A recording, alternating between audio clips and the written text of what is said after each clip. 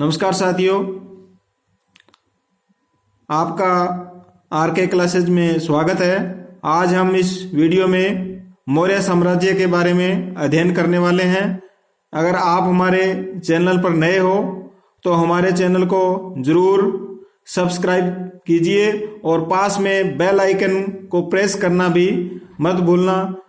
चलो दोस्तों, आज का वीडियो हम स्टार्ट करते हैं। आज हम मौर्य साम्राज्य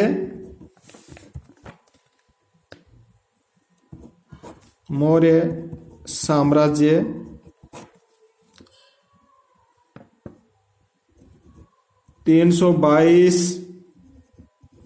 ईसा पूर्व से 185 ईसा पूर्व, यानी मौर्य साम्राज्य 322 ईसा पूर्व से 185 ईसा पूर्व तक रहा। मौर्य साम्राज्य का संस्थापक चंद्रगुप्त मौर्य था।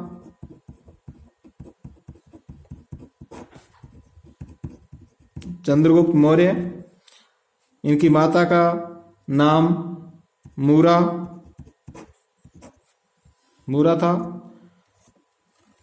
साथियों, किसी भी वंश या साम्राज्य के बारे में जानने के लिए हमें उसके स्रोत का पता होना चाहिए। यानी किसी के भी हम घर पर जाते हैं तो उसका हमें नाम पता मालूम होना चाहिए। इसी प्रकार किसी भी वंश के बारे में या साम्राज्य के बारे में अध्ययन करना है तो हमें उसके संबंधित स्रोत का हमें पता होना चाहिए।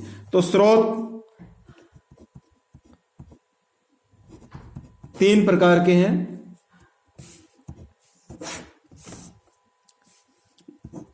पुरातात्विक स्रोत,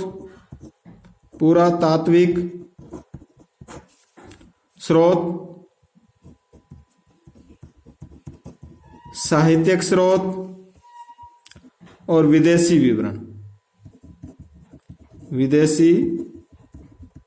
विवरण। पुरातात्विक स्रोत के अंतर्गत प्राचीन तत्व जो हमें खुदाई के अंदर प्राप्त हुए हैं वो पुरातात्विक स्रोत कहलाते हैं, जिसके अंतर्गत मकान भी हो सकते हैं, बर्तन, अभिलेख, मुद्रा, जो भी हमें खुदाई से प्राप्त होते हैं वो पुरातात्विक स्रोत कहलाते हैं। साहित्य में ग्रंथ आ गए, जैसे ब्राह्मण साहित्य है, बौद्ध साहित्य है, जैन साहित्य है, इनसे संबंधित जो ग्रंथ है। फिर है विदेशी विवरण, जैसे हमें इंग्लैंड के बारे में अध्ययन करना है तो वहां की जो पुस्तक है, उनके जो ग्रंथ है, उनका हमें अध्ययन करना पड़ेगा। तो ये जो तीनों स्रोत है, पुरातात्विक स्रोत, साहित्यिक स्रोत, विदेशी विवरण, इनसे हम मौर्य साम्राज्य के बारे में हमें जानकारी मिलती है। तो पुरातात्विक स्रोत के अंतर्गत चंद्रगुप्त मौर्य के जो अभिलेख मिले, अभिलेख का मतलब है जैसे मेरे पास एक बोर्ड है और बोर्ड पर मैंने जो कुछ लिख दिया और वो वहीं रह गया या वो मिट्टी के अंदर दब गया, तो कई साल बाद अगर वो हमें प्राप्त होता है तो वो एक अभिलेख बन जाता है। तो सबसे पहले चंद्रगुप्त मौर्य के अभिलेख, जूनागढ़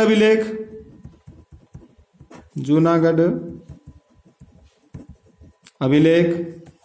साथियों, ये गिरनार गुजरात में है, वहां से प्राप्त हुआ है।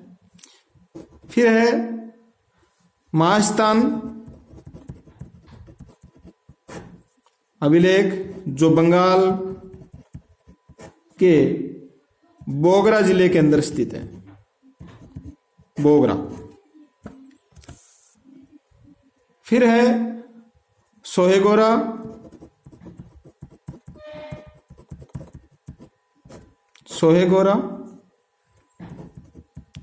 जो यूपी के गोरखपुर में स्थित है, गोरखपुर में स्थित है। इसके बाद में चंद्रगुप्त मौर्य के बाद में शासक आता है बिंदुसार। बिंदुसार का कोई अभिलेख नहीं मिलता है, बिंदुसार का कोई अभिलेख नहीं है, कोई अभिलेख प्राप्त नहीं होता है।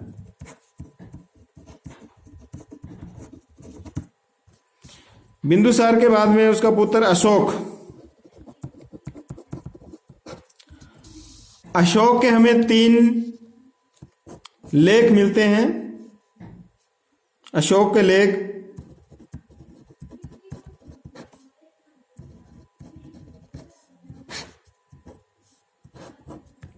शिलालेख,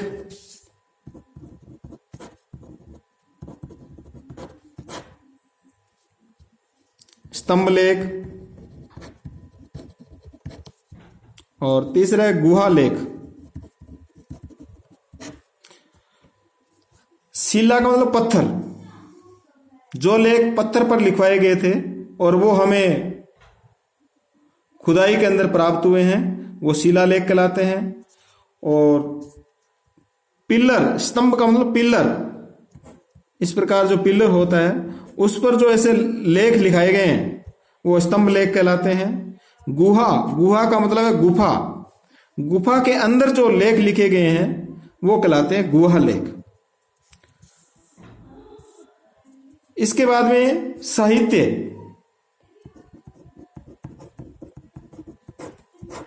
साहित्यिक स्रोत,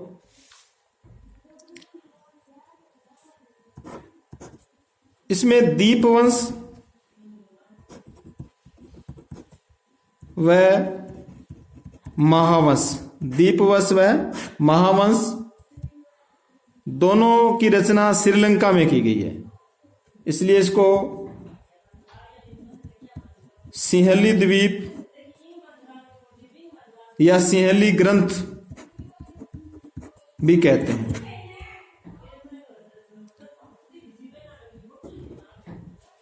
फिर है अर्थशास्त्र, जिसकी रचना कौटिल्य द्वारा की गई। कौटिल्य को हम विष्णुगुप्त भी कहते हैं। विष्णुगुप्त, चाणक्य, ये 3 नाम है। ये नाम इसका अर्थशास्त्र है, लेकिन इसके अंतर्गत हम राजनीतिक एवं प्रशासनिक या राज प्रबंध के बारे में अध्ययन करते हैं। अर्थशास्त्र की खोज 1905 में श्याम प्रसाद शास्त्री द्वारा की गई। श्याम प्रसाद शास्त्री या श्याम शास्त्री द्वारा की गई। इसके बाद में इंडिका,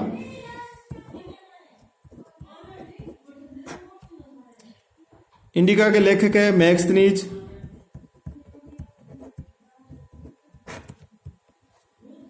ये ग्रीक भाषा के अंदर है और ये मूल रूप से इंडिका ग्रंथ है वो प्राप्त नहीं है। फिर है मुद्रा राक्षस,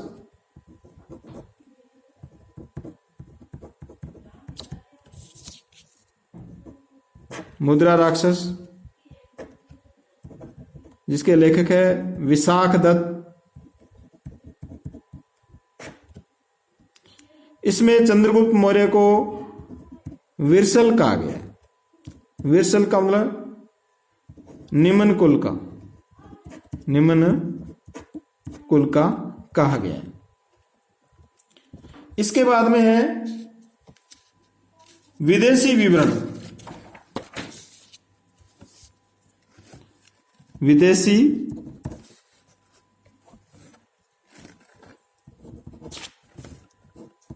विवरण,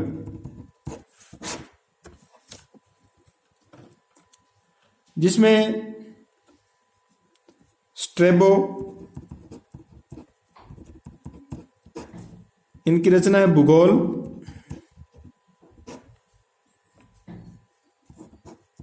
पिलनी,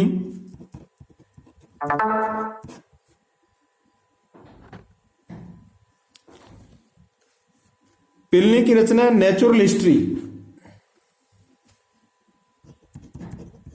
नेचुरल हिस्ट्री। ये नेचुरल हिस्ट्री लैटिन भाषा में लिखी गई है, याद रखना, लैटिन भाषा के अंदर लिखी गई है। फिर है टालमी, टालमी का भूगोल, बहुत ही महत्वपूर्ण है ये टालमी। बार बार प्रतियोगी परीक्षाओं के अंदर ये इसको पूछा जाता है। ये आधारभूत पुस्तक है। स्ट्रेबो की जो भूगोल है वो पूर्णतया टालमी के भूगोल पर आधारित है। इसके बाद में मैक्सनीज, ये राजदूत बन के आया। तो ये किसके शासन में आया? चंद्रगुप्त मौर्य के। चंद्रगुप्त मौर्य के शासनकाल में ये भारत आता है। कहां का था ये? सीरिया का। और सीरिया का उसमें शासक कौन था? Seleucus Nicator. निकेटर का अर्थ है साथियों विजेता। निकेटर का अर्थ है विजेता। फिर यूनानी शासक डाइमैक्स। यूनानी जो यात्री है वो है डाइमैक्स। ये किस किस में आया? बिंदुसार किस में। जब भारत में बिंदुसार का शासन था, कहां से आया? ये भी सीरिया से। उस समय सीरिया का शासक कौन था? तो एंटियोक्स। एंटियोक्स वहां का शासक था। मैक्सनीज, डाइमैक्स और फिर डायनोसियस। डायनोसियस ये किसके शासनकाल में आया? इसमें आपको याद रखना है ये मिस्र से रवाना होता है। उसमें भारत का शासक था बिंदुसार। जब वहां से रवाना होता है भारत के लिए तो उसमें भारत का शासक कौन था? बिंदुसार। और जब ये पहुंचता है तो भारत का शासक होता है अशोक। यानी जब ये वहां से रवाना होता है तो जब तक ये भारत पहुंचता है तब तक बिंदुसार की मृत्यु हो जाती है। ये कहां का शासक था या कहां का यात्री था? मिस्र का। और मिस्र का उसमें जो शासक था वो था टालमी द्वितीय। टालमी द्वितीय। तो साथियों हम इतने स्रोत से, ये इतने स्रोत है जिनसे हम मौर्य साम्राज्य के बारे में जानकारी प्राप्त कर सकते हैं। अब इस आगे का चंद्रगुप्त मौर्य का जो प्रारंभिक जीवन काल है, मगध पर अधिकार, इसके बारे में हम नेक्स्ट वीडियो के अंदर अध्ययन करेंगे। दोस्तों अगर आपको ये वीडियो अच्छा लगा तो इस वीडियो को जरूर लाइक व शेयर करें। धन्यवाद।